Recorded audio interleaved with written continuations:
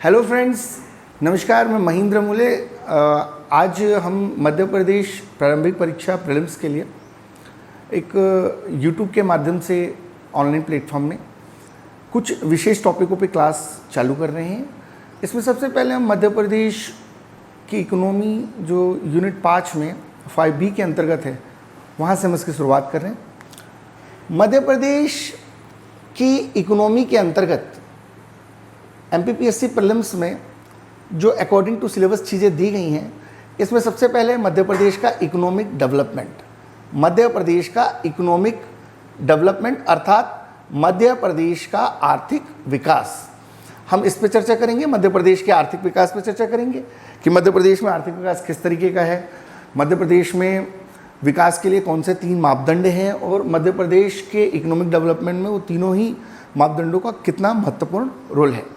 For example, Madhya Pradesh के अंदर economy के 3 डेवलपमेंट एरियाज़ हैं। पहला है एग्रीकल्चर कृषि, दूसरा है उद्योग इंडस्ट्री और तीसरा है सर्विस सेक्टर अर्थात सेवा क्षेत्र। और तीनों का ही मध्य प्रदेश के इकोनॉमिक डेवलपमेंट में कितना वेटेज है और तीनों का क्या रोल है, वो भी करंट सिनेरियो के अंदर हम मध्य प्रदेश के आर्थिक विकास में इन चीज़ों पर नज़र डालेंगे। साथ ही हम देखेंगे कि मध्य प्रदेश का जो मिनरल प्रोडक्शन है या मिनरल अवेलेबिलिटी है, उसमें ऑल ओवर इंडिया कौन सा रैंक है। इसके अलावा जो department of investment policy promotion board है, उसकी रिसेंटली रिपोर्ट के अनुसार मध्य प्रदेश की रैंकिंग अन्य राज्यों की तुलना में कंपेयर में क्या है। ऐसी तमाम बातों को हम यहाँ मध्य प्रदेश के आर्थिक विकास के अंतर्गत देखेंगे। जो दूसरा पॉइंट है मध्य प्रदेश के इकोनॉमिक डेवलपमेंट के बाद, वो है मध्य प्रदेश के उद्योग इंडस्ट्री। मध्य प्रदेश में कौन कौन से उद्योग हैं, कृषि आधारित उद्योग कौन से हैं, इंडस्ट्रियल बेस्ड उद्योग कौन से हैं, सर्विस सेक्टर से रिलेटेड एक्टिविटीज़ कौन कौन सी हैं, और मध्य प्रदेश में मंद औद्योगिक विकास के स्लो इंडस्ट्रियलाइजेशन के क्या कारण हैं। इसके अलावा मध्य प्रदेश में जनांकिकीय डेमोग्राफिक सारा डाटा देखेंगे, जनगणना देखेंगे, मध्य प्रदेश की जनसंख्या से संबंधित नवीन आंकड़े देखेंगे, सेंसेक्स देखेंगे, मध्य प्रदेश में क्या पॉपुलेशन डेंसिटी में कौन सा स्टेट में कौन सा जिला सबसे बड़ा है, कौन सा जिला सबसे छोटा है, लिटरेसी में कौन सा जिला सबसे ज़्यादा है, लिटरेसी में सबसे कम कौन सा जिला है, सेक्स रेशियो लिंगानुपात में सबसे बड़ा जिला कौन सा है, सबसे छोटा जिला कौन सा है। वो सारी चीज़ बातें जो मध्य प्रदेश राज्य लोक सेवा की प्रिलिमिनरी एग्जाम के लिए बहुत महत्वपूर्ण है। इसके अलावा जो एक टॉपिक यहाँ पर है वो है जनजातियाँ, ट्राइबल्स। मध्य प्रदेश में ट्राइबल्स और शेड्यूल ट्राइब और शेड्यूल कास्ट को लेकर के क्या इकोनॉमिकल डेवलपमेंट चल रहा है, सरकार की क्या पॉलिसीज़ हैं, इस पर एक चर्चा करेंगे। साथ ही मध्य प्रदेश में आर्थिक गतिविधियों के अंतर्गत, इकोनॉमिकल एक्टिविटी के अंतर्गत कौन कौन सी योजनाएं सरकार चला रही हैं जिनका सीधा प्रत्यक्ष लाभ आम जनता को मिल रहा है, और मध्य प्रदेश में इस समय कौन कौन सी कल्याणकारी वेलफेयर योजनाएं चल रही हैं। उन तमाम बातों पर हम पॉइंट बना के नोट्स बनाएंगे, एक एक बात को देखेंगे। हमने देखा है पिछले साल की परीक्षाओं में मध्य प्रदेश की अर्थव्यवस्था से 7 से 8 प्रश्न हर साल रहे हैं, और इस बार भी हम उम्मीद करते हैं कि आने वाली परीक्षा में मध्य प्रदेश के इकोनॉमी वाले टॉपिक से कहीं ना कहीं चीज़ें रहेंगी जो आपके और हमारे लिए बहुत महत्वपूर्ण है।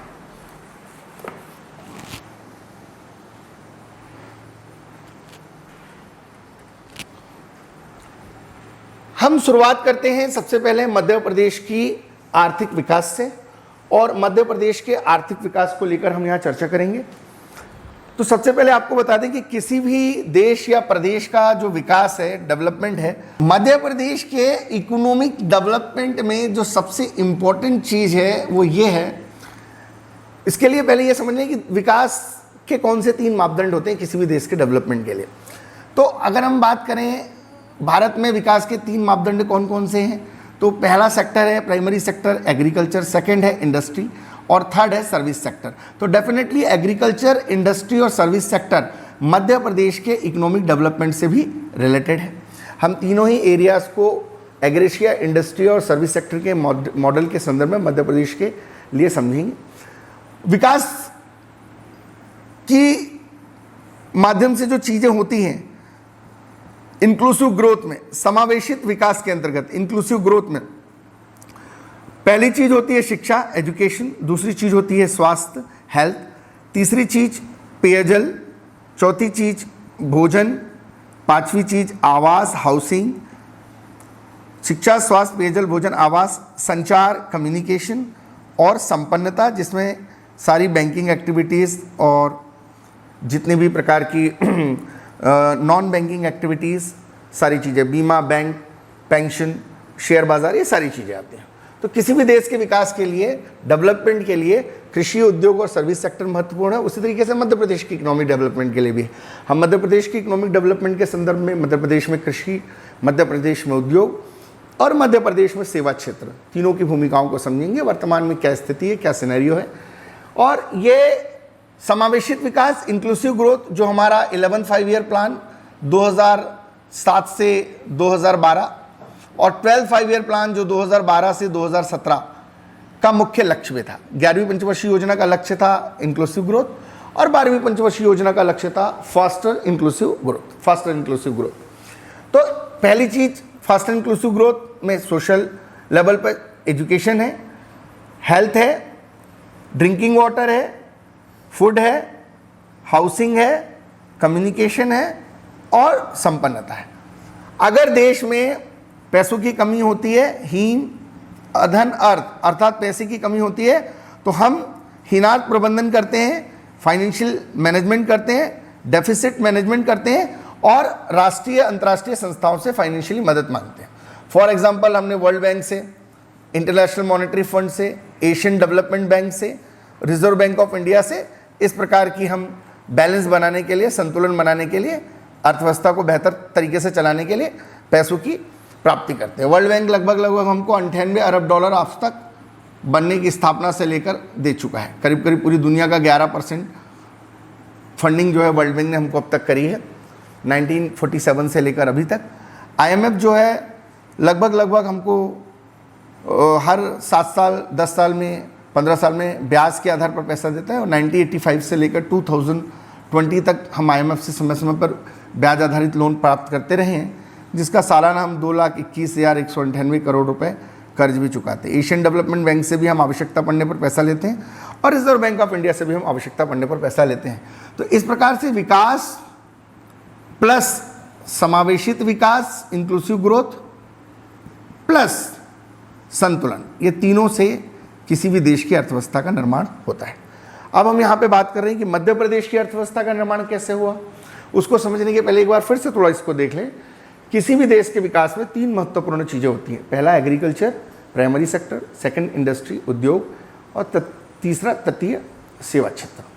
और इसी विकास के माध्यम से जो पैसों का कलेक्शन होता है वो सोशल वेलफेयर के लिए जितनी भी प्रकार की डिस्पैरिटीज़ या विषमताएं समाज के अंदर हैं, चाहे वो गरीबी हो, पॉवर्टी, अनएम्प्लॉयमेंट हो, बेरोजगारी, भुखमरी, हंगर या फिर जो मल न्यूट्रिशन हो, इस प्रकार की कुपोषण की समस्या हो, ये चारों ही प्रकार की समस्याओं को दूर करने के लिए या और भी प्रकार की समस्याओं को दूर करने के लिए, इस प्रकार की डिस्पैरिटी या विषमता को समाज में दूर करने के लिए सरकारें पंचवर्षीय योजनाओं के माध्यम से योजनाओं का निर्माण करती हैं और उन योजनाओं को कृषि, उद्योग और सेवा आधारित विकास योजनाओं के माध्यम से समावेशित विकास के तहत जनता के कल्याण के लिए ग्रास रूट लेवल पर, तृणमूल स्तर पर लाया जाता है, ताकि हर व्यक्ति को बेहतर शिक्षा मिले, हर व्यक्ति को बेहतर स्वास्थ्य के बारे में अब आपको ज़्यादा समझाने की ज़रूरत नहीं है। 19-20 का महत्वपूर्ण टॉपिक स्वास्थ्य रहा है।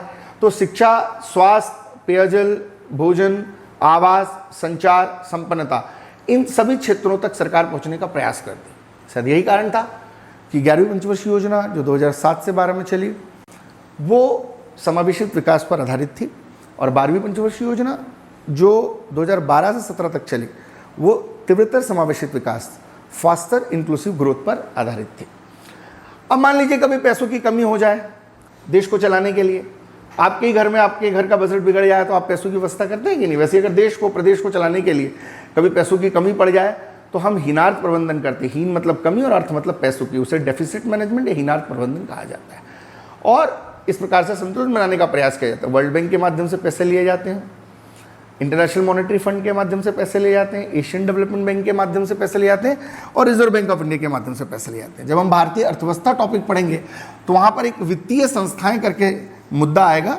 वहाँ पर हम IMF, world bank, reserve bank of India, ADB, इन प्रकार की तमाम चीज़ों पर चर्चा करेंगे। अभी जो इम्पोर्टेंट बात यह है कि मध्य प्रदेश के आर्थिक विकास को 3 सेक्टर में समझने की कोशिश करना है। The contribution of MP industrial sector of the gross value addition in overall 3 sectors are very important. The first is service sector. Second is agriculture. Second is agriculture and third is industry. तो लगभग मान के चलिए आज की स्थिति में 2020-21 में अगर अर्थव्यवस्था को हम देखें मध्य प्रदेश की, तो सर्विस सेक्टर का इंपॉर्टेंट रोल है 41%। इसके अलावा अगर हम बात करें एग्रीकल्चर की, तो एग्रीकल्चर का रोल है लगभग 35%, उसका वेटेज देखें तो। और इंडस्ट्री की अगर हम बात करें तो लगभग 24% इसका वेटेज है। अगर हम राष्ट्रीय स्तर पर देखने का प्रयास करें तो राष्ट्रीय स्तर पर आज भी सेवा क्षेत्र की भूमिका सबसे ज़्यादा है, इसके बाद उद्योग की भूमिका है और इसके बाद कृषि क्षेत्र की भूमिका है। लेकिन अगर हम मध्य प्रदेश के संदर्भ में इसी बात को समझने का प्रयास करें तो मध्य प्रदेश में आप देख रहे हैं कि सर्विस सेक्टर का सबसे बड़े रोल में पिछले 2-3 साल से ये क्षेत्र थोड़ा बढ़ा है। कृषि क्षेत्र की भूमिका 2nd नंबर पर है, वहीं 3rd नंबर पर इंडस्ट्री। एक बार फिर से आप समझने का प्रयास करें, सर्विस सेक्टर 41% है, एग्रीकल्चर सेक्टर 35% है और इंडस्ट्री सेक्टर जो है वो 24% है। मतलब मध्य प्रदेश वैसे तो कृषि आधारित अर्थव्यवस्था पर आधारित राज्य है, रीढ़ की हड्डी कृषि है, परंतु अगर मध्य प्रदेश में हम व्यावहारिक स्तर पर देखने का प्रयास करेंगे तो मध्य प्रदेश में जो वर्तमान स्थिति बन रही है वो सर्विस सेक्टर की बन रही है। अभी हाल ही में एमपी की रैंक डिसाइड की गई इजी ऑफ डूइंग इंडेक्स के माध्यम से। इजी ऑफ डूइंग इंडेक्स समय समय पर नेशनल इंटरनेशनल लेवल पर बहुत सारे इंडेक्स जारी होते रहते हैं और ये इजी ऑफ डूइंग इंडेक्स जो जारी हुआ है उसमें एमपी की जो है 4th रैंक है। अगर हम देखें तो पहले नंबर पर कौन है, दूसरे नंबर पर कौन है, तीसरे नंबर पर कौन है, चौथे नंबर पर कौन है, ये जानना हमारे लिए ज़रूरी है। पहले नंबर पर इसमें है आंध्र प्रदेश जो है ये इन्वेस्टमेंट के दृष्टिकोण से पहले नंबर पर है। दूसरे नंबर पर उत्तर प्रदेश है, तीसरे नंबर पर तेलंगाना और चौथा नंबर जो है वो मध्य प्रदेश का है। 2018-19 के प्रीलिम्स में क्वेश्चन था कि department of industry policy promotion board जो DIPP रिपोर्ट है उसमें फर्स्ट रैंक किसका है। उस समय 17-18 में रैंक था तेलंगाना का। ये department of industrial policy promotion board 1995 में बना और ये इन्वेस्टमेंट पूरे भारत के अंदर सबसे ज़्यादा कहाँ और कितने बेहतर तरीके से हो रहा है इस पर एक रिपोर्ट देता है। उसी की रिपोर्ट का जो इंडेक्स जारी होता है वो इजी ऑफ डूइंग इंडेक्स के नाम से जारी होता है, जिसमें अभी 2020-21 के जो नवीनतम डाटा है उसके मुताबिक जो है 2020-21 के इजी ऑफ डूइंग इंडेक्स 2020-21 के मुताबिक आंध्र प्रदेश पहले नंबर पर है, सबसे अच्छी स्थिति है आंध्र प्रदेश की। वहीं दूसरे नंबर पर जो है, पहले नंबर पर आंध्र प्रदेश है, दूसरे नंबर पर यूपी है, तीसरे नंबर पर जो है वो तेलंगाना है, और चौथे नंबर पर जो है 4th नंबर पर जो है वो Madhya Pradesh easy of doing index में पहले नंबर पर है। लास्ट MPPSC के एग्जाम में प्रीलिम्स में पूछा गया था कि DIPP जो department of industrial policy promotion board है उसमें पहली रैंकिंग किसकी है। उस समय इस प्रश्न का उत्तर था तेलंगाना, बट अब अगर ये प्रश्न आता है तो आज इस प्रश्न का उत्तर हो जाएगा आंध्र प्रदेश। और अगर हम ओवरऑल व्यू देखें तो मध्य प्रदेश में सर्विस सेक्टर तेजी से उभर रहा है, जबकि मध्य प्रदेश एक कृषि प्रधान राज्य है और मंद औद्योगिक विकास के कारण औद्योगिक स्तर मध्य प्रदेश उस तरीके से प्राप्त नहीं कर पा रहा है जिस तरीके से प्राप्त किया जाना चाहिए था। उसके कुछ कारण हैं। अब हम बात करेंगे मध्य प्रदेश के ग्रॉस स्टेट डोमेस्टिक प्रोडक्ट की। मुझे अच्छे से याद है MPPSC ने वर्ष 2018 में एक क्वेश्चन पूछा था कि what was the growth rate of GSDP in Madhya Pradesh. एक क्वेश्चन था what was the GSDP growth rate in 2050 to 2090। उस समय इस प्रश्न का उत्तर था 7.5%। ये ग्रोथ रेट थी, बट अभी चेंज हो गया और अभी आफ्टर कंडीशंस ऑफ कोरोना और भी चेंजेस इसमें आ गए हैं। बट जो लास्ट डाटा हमारे पास है उसको हम देखेंगे तो ग्रॉस स्टेट डोमेस्टिक प्रोडक्ट का जो करंट प्राइस अभी मध्य प्रदेश में है वो देखने के लिए हमको एक ग्राफ समझना पड़ेगा कि मध्य प्रदेश में क्या स्थिति रही है 2015 से लेकर के 2020-21 के बीच में। इसको समझना बहुत ज़रूरी है। और मध्य प्रदेश के अंदर निश्चित तौर पे इस प्रकार के प्रश्न पूछे जाते हैं। तो अगर हम करेंट प्राइस में GSDP, gross state domestic product की बात करें तो लगभग मान के चलिए 9.07 ट्रिलियन डॉलर की मध्य प्रदेश की वर्तमान में जीएसडीपी है। परसेंटेज वाइज देखेंगे तो करीब 13.78 है। तो अगर हम देखें 15 की बात, तो 15 में ये था 5.41 के आसपास ट्रिलियन, है ना। 5.41 ट्रिलियन के आसपास मध्य प्रदेश की इकोनॉमी का ग्राफ था 15-16 में, जो बढ़कर के 16-17 में लगभग हो गया 6.5 ट्रिलियन के आसपास, और लगभग 2017-18 में बढ़कर हो गया 8.10 ट्रिलियन के आसपास, और 19-20 आते आते लगभग एक हो गया 9.07 ट्रिलियन के आसपास। और अगर हम इसको प्रतिशत में समझने का प्रयास करें कि प्रतिशत में कितना रहा, तो 2015 में ये ग्रोथ थी 7.5% की, जो ग्रॉस स्टेट डोमेस्टिक प्रोडक्ट, और वर्तमान में ये हो गई करीब 13.78% 2020-21 में। तो हो सकता है एक प्रश्न बन जाए कि what was the growth rate of GSDP growth rate in 2015 to 2019। तो ये जब प्रश्न पूछा गया था 7.5% वाला, ये वर्ष 2011 से लेकर 2015 में थी, और 2015 से लेकर 2019 में कितनी है, तो ये अभी आज की डेट में ये है 13.78। आया हुआ प्रश्न है कि वर्ष 2015-16 से वर्ष 2019-20 में जो सकल घरेलू उत्पाद की वृद्धि दर कितनी रही, तो ये रही 13.78% की। और पूरे भारत में अगर देखें हम जीएसडीपी में पहले नंबर पर कौन है, तो पहले नंबर पर इस समय आंध्र प्रदेश है, दूसरे नंबर पर इस समय कर्नाटका है ना। आंध्र प्रदेश, कर्नाटका, और अभी फर्स्ट पे वेस्ट बंगाल है, सेकंड पे कर्नाटका है, और थर्ड पे जो है वो आपके आंध्र प्रदेश है। पहले नंबर पर वेस्ट बंगाल की जीएसडीपी सबसे अच्छी है, सेकंड नंबर पे कर्नाटक की जीएसडीपी सबसे अच्छी है, और थर्ड नंबर पे आंध्र प्रदेश की जीएसडीपी सबसे अच्छी है। मध्य प्रदेश का रैंक इसमें 14वां है। जीएसडीपी के दृष्टिकोण से मध्य प्रदेश का जो रैंक है 14वां है, जो 2011-12 तक टॉप पोजीशन पे था। अभी मध्य प्रदेश का जो ग्रॉस स्टेट डोमेस्टिक प्रोडक्ट है वो करीब 13.78 है, और रैंकिंग के आधार पर अगर हम देखें तो लगभग मध्य प्रदेश की जो रैंकिंग है वो 14वीं है।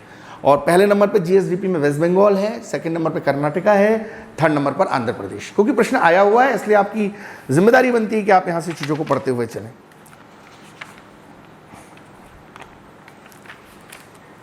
एक छोटा सा मुद्दा है एफआरबीएम एक्ट और अनएम्प्लॉयमेंट रेट, वो 1 मिनट में करा रहा हूं। मध्य प्रदेश में अगर हम अनएम्प्लॉयमेंट, बेरोजगारी दर की बात करें, अनएम्प्लॉयमेंट, तो उसके पहले हम राष्ट्रीय स्तर पर देखते हैं 1971-72, 1991-92 और 2020-21। अगर हम अनएम्प्लॉयमेंट की रेट को देखें तो लगातार अनएम्प्लॉयमेंट की रेट बढ़ रही है, और आफ्टर कोरोना तो स्थिति और खराब हुई।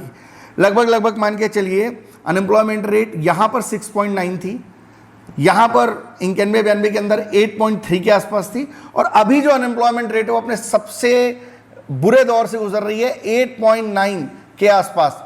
लास्ट 45 ईयर्स में सबसे बुरी कंडीशन अनएम्प्लॉयमेंट की।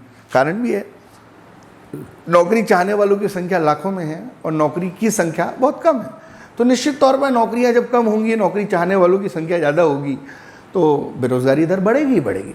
मध्य प्रदेश में अगर हम बेरोजगारी दर की अभी रिसेंटली बात करें तो मध्य प्रदेश में अगर हम अनएम्प्लॉयमेंट के लेवल पर बात करें, अनएम्प्लॉयमेंट रेट इन मध्य प्रदेश, तो लास्ट गवर्नमेंट का जो डाटा था वो 18-19 में आया था, और उस समय मध्य प्रदेश सरकार ने जो 18-19 का डाटा दिया था वो 3.5% था। मध्य प्रदेश में बेरोजगारी की दर एमपी के अंदर 3.5% थी। In unemployment rate in Madhya Pradesh in 2018-19 was 3.5%, is comparing to national level in that time is 5.8. But recently of Madhya Pradesh in 2020-21 the 5.8% growth rate of unemployment, मतलब 3.5 से मध्य प्रदेश में बेरोजगारी की दर 5.8 के लेवल पर चली गई है 2018-19 से 2020-21 के आते आते। मतलब हर 10 में से 6 लोग बेरोजगार हैं भाई, और स्थिति बहुत बुरी है। मध्य प्रदेश की ही नहीं, पूरे देश की स्थिति बहुत ठीक नहीं है। और अगर हम इसके संदर्भ को समझने का प्रयास करें तो बीपीएल पॉपुलेशन की अगर हम बात करें, मध्य प्रदेश में बीपीएल पॉपुलेशन की बात करें, इकोनॉमिक डेवलपमेंट में ये सारी चीज़ें पढ़नी पड़ती हैं। तो मध्य प्रदेश में जो बीपीएल पॉपुलेशन है वो 31.65 के आसपास है। भाई गरीबी का जो स्तर है मध्य प्रदेश में लगभग 31.65% के आसपास है, और पूरे भारत के राष्ट्रीय स्तर की स्थिति को भी अगर हम समझेंगे तो वो स्थिति बहुत भयावह होगी। अभी मध्य प्रदेश के गरीबी के स्तर को समझने की कोशिश, गरीबी के भी प्रकार ऐसे हैं कि ये पॉवर्टी लाइन है, तो एक तो गरीबी हो जाती है, ये ऑल्सो गरीब वाली कंडीशन है। ऑल्सो गरीब, ये एक गरीबी का लेवल होता है जब व्यक्ति कुछ समय के लिए ठीक ठाक स्थिति में रहता है, फिर वो वापस गरीब हो जाता है। तो गरीबी के मापदंडों को समझने के लिए हम भारतीय अर्थव्यवस्था में बहुत डिटेल में जाके पढ़ेंगे। यहाँ मध्य प्रदेश की गरीबी का डाटा जो है वो 31.65 पे याद रखेंगे। और मध्य प्रदेश की पर कैपिटल इनकम जो है वो लगभग मान के चलिए अभी की स्थिति में 1,09,000 लगभग ये जो सरकार का लास्ट डाटा है जो 2018-19 में सरकार ने दिया था पर कैपिटल इनकम का, और ये इकाई, दहाई, सैकड़ा, हजार, 10,000, लाख, 1,09,372 रुपये मध्य प्रदेश की पर कैपिटल इनकम है इस समय।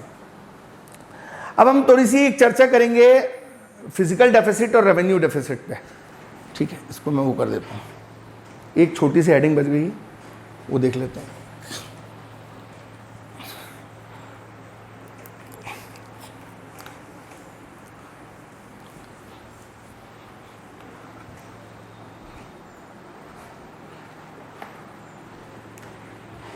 Physical responsibility budget management act Madhya Pradesh में 2005 में आया था, और ये physical responsibility budget management act 2005 में आया था।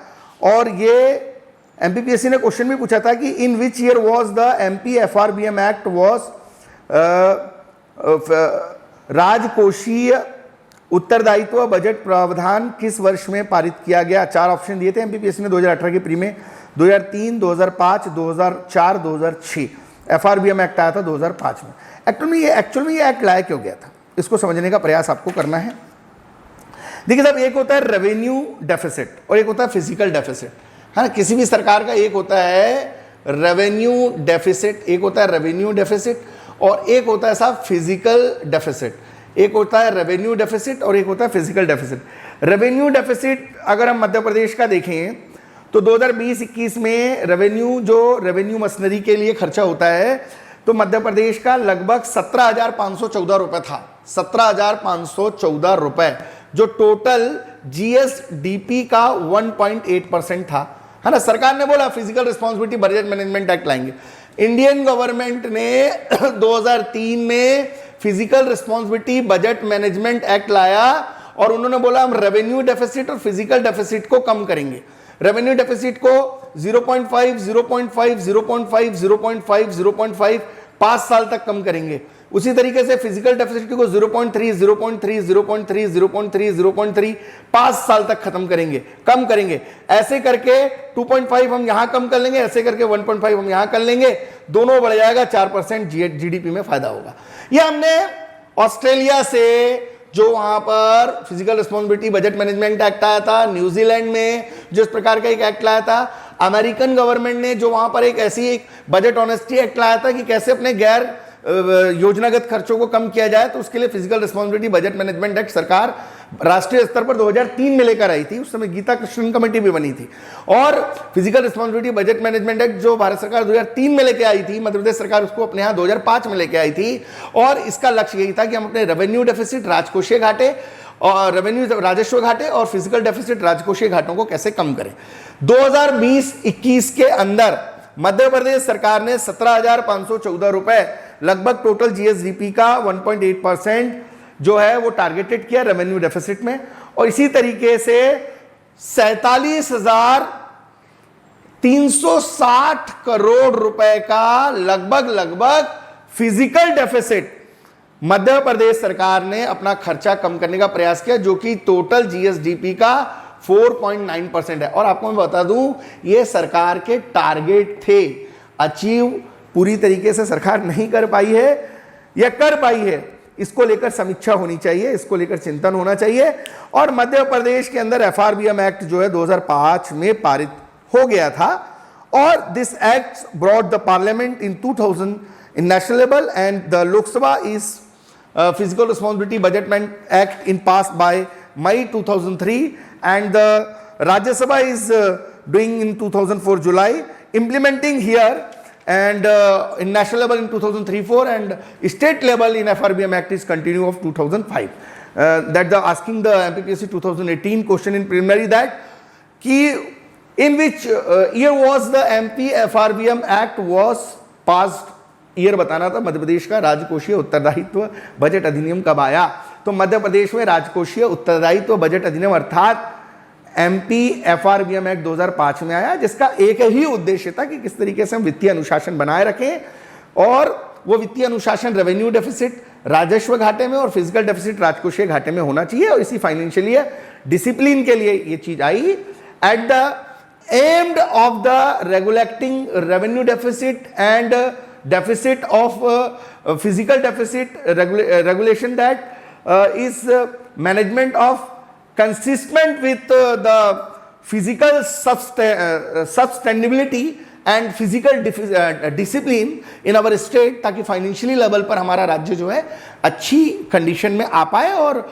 जो पैसा हमको वित्त आयोग के माध्यम से मिलता है वो जनता के लिए, जनता के द्वारा चुनी हुई सरकार को जो पैसा दिया जाता है वो पैसे का सही यूज किया जाए। तो रेवेन्यू डेफिसिट में 17,514 रुपए सरकार ने बोला कि हम इसको मैनेज करेंगे, इतना पैसा हम कम खर्च करेंगे, और फिजिकल डेफिसिट में हम 47,360 रुपए के खर्चे को कम करेंगे। जो टोटल जीएसडीपी का रेवेन्यू 1.8 है और टोटल जीएसडीपी का फिजिकल डेफिसिट 4.9 है। तो 2021 में हमारा जो राजस्व घाटा रहा वो तमाम वित्तीय अनुशासन के बाद भी 17,514 रुपए रहा, और राजकोषीय घाटा जो हमारा वित्तीय अनुशासन होने के बावजूद 47,360 करोड़ रहा। तो आप ये दोनों को जोड़ सकते हैं कि हमने मध्य प्रदेश में कितना नुकसान अभी तक किया है। और अभी मध्य प्रदेश सरकार ने एक एफआरबीएम एक्ट 2017 लाया है, जो 2005 वाले को संशोधित करके लाया है। तो 2005 वाले को संशोधित करके 2017 लाया है, जो 2020-21 में इंप्लीमेंट हो चुका है। और इंप्लीमेंटेशन के बाद भी आप देख रहे हैं कि मध्य प्रदेश सरकार को 17,514 का रेवेन्यू डेफिसिट ऑल्सो झेलना पड़ा है। वहीं फिजिकल डेफिसिट 47,360 करोड़ रुपए का मध्य प्रदेश सरकार को झेलना पड़ा है। स्वर्णिम मध्य प्रदेश बनाना है तो आपको वित्तीय अनुशासन रखना पड़ेगा। स्वर्णिम मध्य प्रदेश बनाना है तो आपको इन राजस्व और राजकोषीय घाटों के बैलेंस को समझना पड़ेगा। और यकीन मानिए, अगर आपने physical responsibility budget management act 2005 में एक अच्छी मंशा से लाया है तो आपकी नीति ही नहीं, नियत भी अच्छी चाहिए। सरकारें आती जाती हैं, प्रशासन काम करने के तरीके को करने का प्रयास भी करता है, लेकिन कहीं ना कहीं पॉलिसी पैरालिसिस और कुछ ऐसी चीजें होती हैं जो चाहकर भी अच्छा करने की कोशिश को पूरा नहीं होने देती हैं। और वर्तमान परिस्थितियों में अर्थव्यवस्था डगमगा गई है, पटरी पे आ गई है, और कहीं ना कहीं ये जो फूड पॉइजनिंग भारतीय अर्थव्यवस्था मध्य प्रदेश की अर्थव्यवस्था में हो गया है, इस स्थिति को अगर संभालना है तो मध्य प्रदेश, स्वर्णिम मध्य प्रदेश, समृद्धिशील मध्य प्रदेश बनाने के लिए सिर्फ नारों से काम नहीं होगा, सिर्फ नीति बनाने से काम नहीं होगा। एक अच्छी सोची समझी रणनीति और एक साफ सुथरी पारदर्शी नियत की जरूरत पड़ेगी, जहां पर हमें व्यवहारिक अमली जामा पहना के कृषि, उद्योग, सर्विस सेक्टर के सारी चीज़ों को बेहतर बैलेंस बनाते हुए जो physical responsibility budget management act लाया है उसमें संशोधन करके जो आपने 17 की चीज़ें की हैं, उन चीज़ों को आपको मैनेज करना पड़ेगा। तब जाके हम ये राजकोषीय घाटे और राजस्व घाटों को कम कर पाएंगे। वर्तमान में जो 17,514 और 47,360 अगर हम टोटल लॉस को जोड़ेंगे तो आप समझ सकते हैं कि बड़े नुकसान में इस समय मध्य प्रदेश है, और मध्य प्रदेश को इस से बाहर आने में थोड़ा समय भी लगेगा।